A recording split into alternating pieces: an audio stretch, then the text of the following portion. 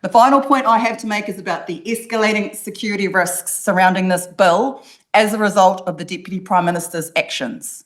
Last week, myself and two of our female expert witnesses had our addresses published by right-wing extremists inciting hatred and violence against us because of our opposition to this bill. I had to have a security escort to come here today to present this submission. Let that sink in. A security escort to give an oral submission on a bill that falsely claims to be about improving legislation. The question I have for the members of this committee who are supporting this bill is simple. Is this truly the kind of democracy that you want? One where academics and lawyers are having their personal safety threatened for opposing a bill, where the Deputy Prime Minister uses taxpayer dollars to fund online campaigns that lead to the inciting of hatred and violence. Is that your vision for New Zealand?